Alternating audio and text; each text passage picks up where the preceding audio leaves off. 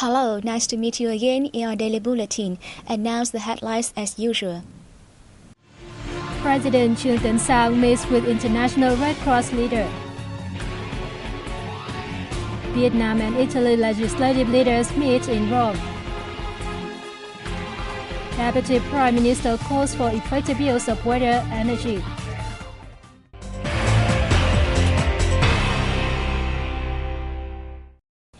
President Trương Tấn Sang met with Peggy Gallata, Secretary General of the International Federation of Red Cross and Red Crescent Societies in Hanoi on March 21st.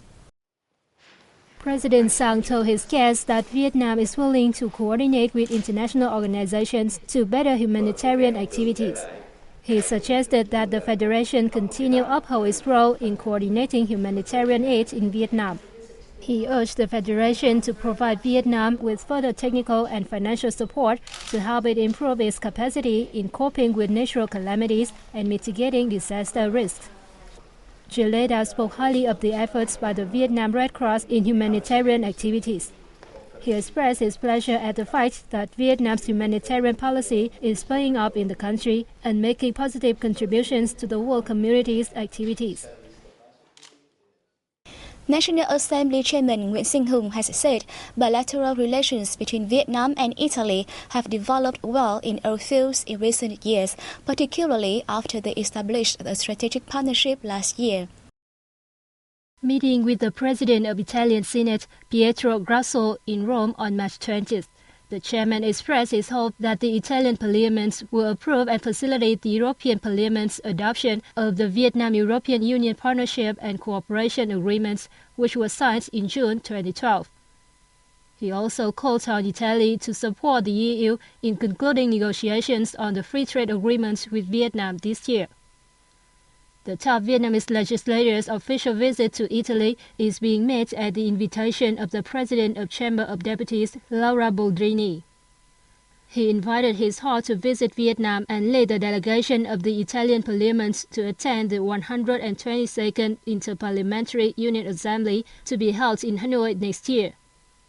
For his part, Grasso said the Italian Senate and Parliament were willing to support Vietnam's National Assembly to improve its capacity and skills by providing technical support and sharing experiences in lawmaking and supervision.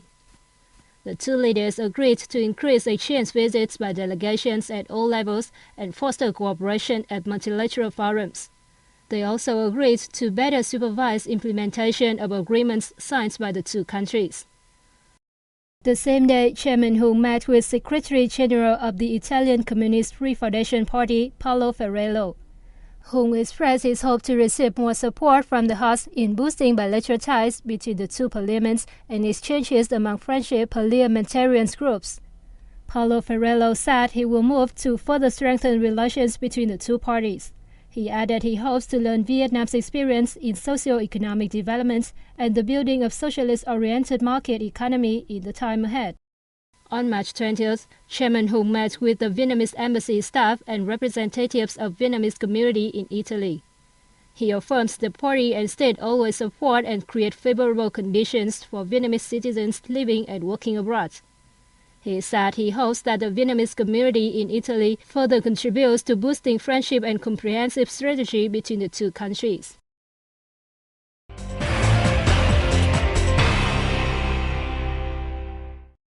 Deputy Prime Minister Hoàng Trung Hải on March 21st called for the effective use and management of water and energy at a national meeting in the northern mountainous province of Lai Châu to mark World Water Day.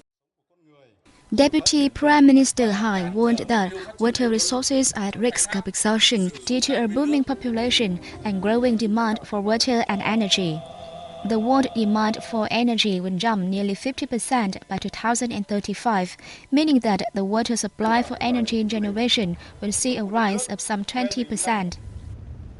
Statistics show that Vietnam's total volume of surface water reaches 830 to 840 billion cubic meters, about 63% of which originates from neighboring countries. According to the Deputy Prime Minister, Vietnam will face a major problem if upstream nations fail to share water from cross-country rivers in a fair manner. commented, with a system of crisscrossing rivers and lakes, the country holds huge potential for developing hydropower, one of the major sources that contributes to energy security, socio-economic development, and national modernization.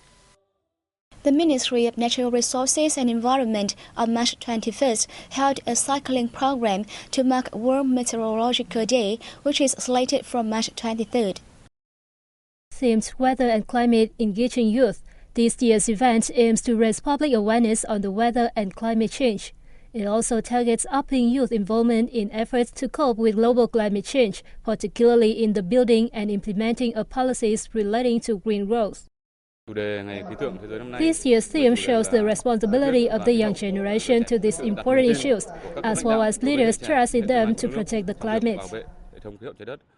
Vietnam is a country with a young population, with 70% of labor force classified as youth.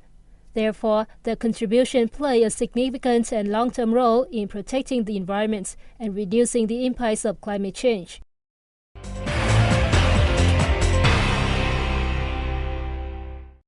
The Ministry of Science and Technology is urgently finalizing plans to build the Vietnam-Korea Institute of Science and Technology on an area of over 20 hectares in the Hòa Lạc High-Tech Park of Hanoi. Deputy Minister Trần Việt Thanh told a conference in Hanoi on March 20th all necessary procedures are also under preparation to kickstart the project later this year. The event created a good chance for the two sides to increase bilateral cooperation in the field and determine the scope of the facility, which is expected to become a multi-sector research institute with modern equipment and highly qualified staff. The first phase of the project will run between 2014 and 2017 at a cost of around $70 million, half of which being sought from the Republic of Korea non-refundable aid package. Vietnam strives to earn $11 billion from aquatic exports by 2020. The figure includes $5.5 billion from the shipment of farmed products.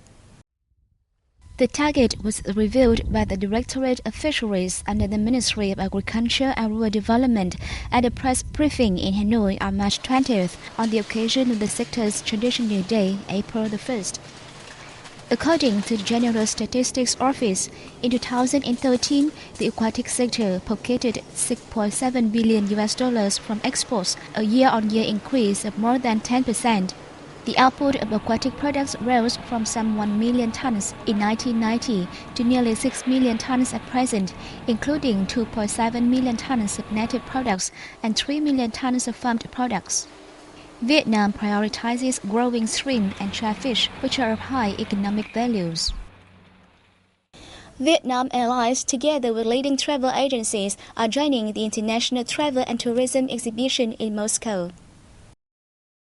The event from March 19 to 22nd is the largest of its kind in Russia and the third largest in the world in terms of its scale.